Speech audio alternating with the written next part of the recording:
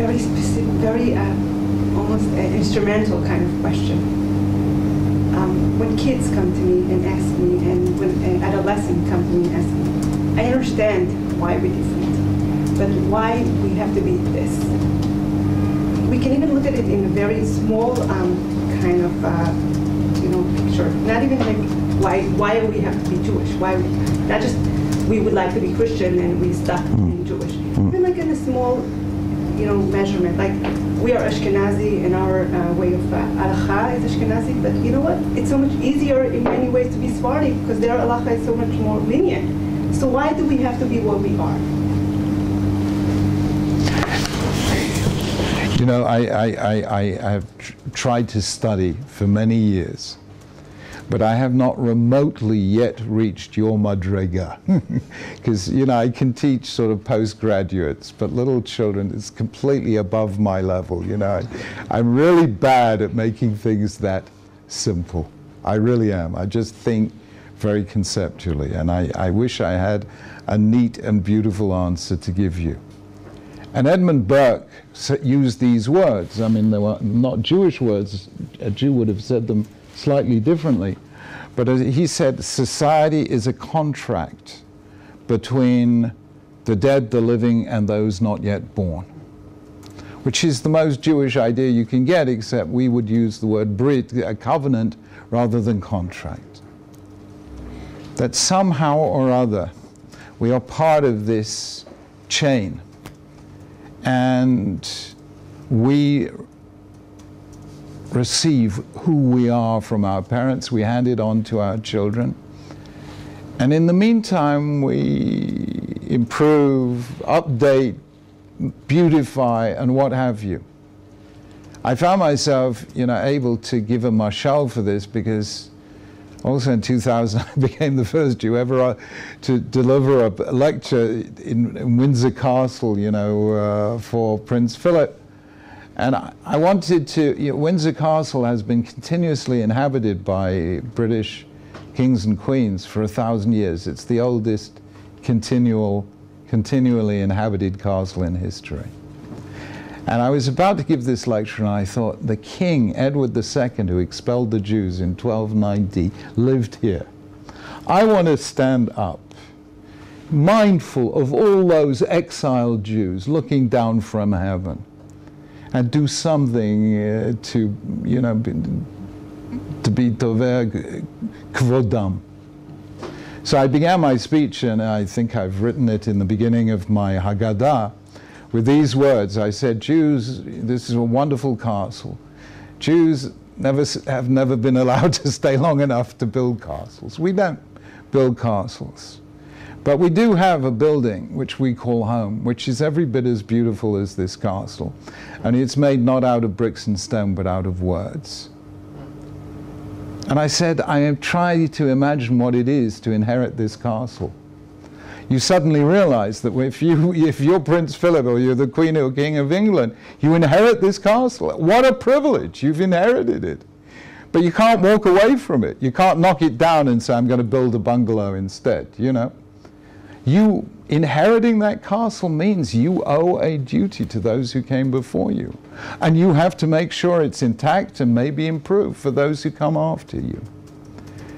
And that seems to me the mashal of what it is to be born a Jew. You have been given this royal castle built out of words.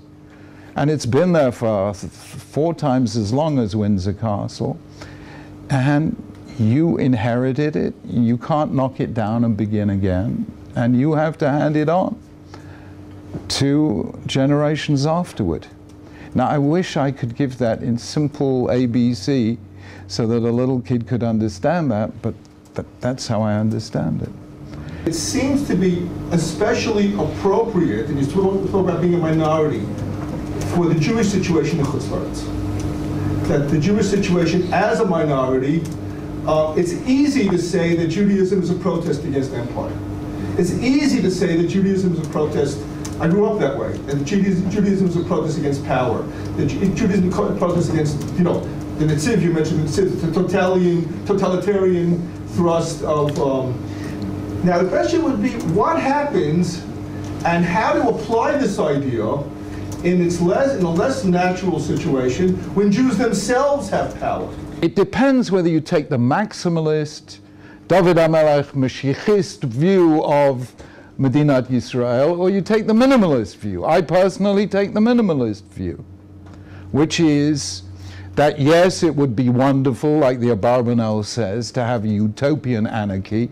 There shouldn't be Ein Lanu Melech Ela Ata. Aval, Bayamim Hahem Ein Melech BeYisrael Ish Hayashar Be'einav Yaseh. That's the closing line of Sefer Shoftim. So that is Judaism, this conflict between freedom and order. How do you resolve it? The ideal realization of that, according to Abarbanel, according to the way I see things, is we shouldn't need a king because we are the only people commanded not just to keep the law, but to be a nation of constitutional lawyers. The minimalist theory says you have only as much government as you need to secure rule of law within and defense of the realm from enemies without. Yeah? That is what in America they call the night watchman state, minimalist governance. And the whole burden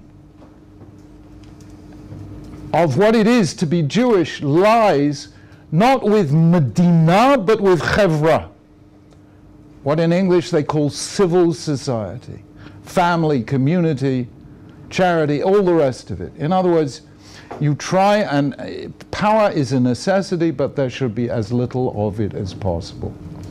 And what should be maximized is Kol Yisrael Arevin Zeh B'zeh, the covenantal principle that at local neighborhood, family, neighborhood, locality level, people help each other out. That's what Torah is all about. Sof kol sof, you apply that to Israel by saying, we now need to build a strong civil society. And the task of a state in liberal democracy is not to make people good, it is to make people live in peace with one another. That is what makes liberal democracy compatible with Judaism in a way that Athenian democracy is not compatible with Judaism. Following on from your point about the job of government here to be to have people live in peace together and not to make them good. That may be true of government, but when it comes to education, we perhaps have a different challenge on our hands. That public education in Israel has the challenge of indeed trying to make people good. What is possible under this rubric of, or this blueprint you have for particularism and universalism living together? How might that work in a society like Israel's, where we do want to educate people to the good, and yet we have these people who speak this variety of cultural languages, have these variety of different commitments? There was a big row on traffic on Shabbos when was it, 10 years ago? Which Rehov was it? What? Rehov Bar Ilan. I'm thinking here they're fighting a war over cars on Shabbos in Rehov Bar Ilan. In London, to this day, on Sunday, you can't drive in any of the roads near Buckingham Palace. And nobody fights a war over this, and nobody says Britain is a theocratic state or a medieval monarchy. Are you with me? There's a certain derech eretz for the fact that it's Sunday and the Queen is the head of the Church of England, and on Sunday you don't drive a car past the Queen's house. There is such a thing as preserving in the Reshut HaRabim that religious, cultural imperative that makes the nation what it is, and that still allows Britain, which has an established church, for Pete's sake. Every day Parliament begins with Christian prayers. So I, as a Rav, cannot go into the House of Lords for the first 5 minutes, but Baruch Hashem, in the House of Lords, they daven a very quick mincha with no chazaras hashatz, and it's only 5 minutes, so it's beseder.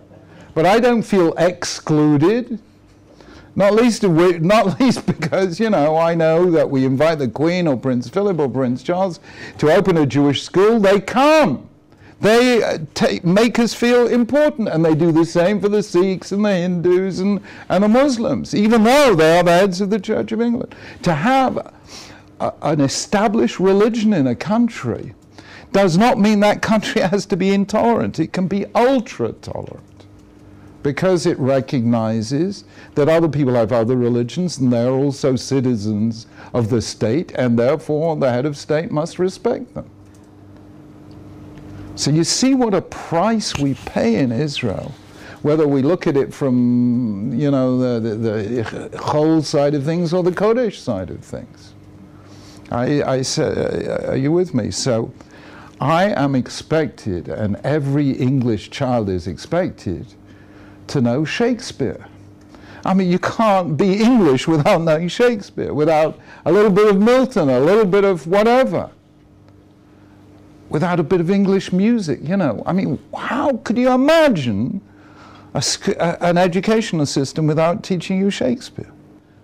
So this is a matter of basic cultural literacy, that in Israel everyone should be educated to have a knowledge of Tanakh, a knowledge of the Chagim, a knowledge of the structure of Tefillah. That is basically what it is to live in an Israeli culture.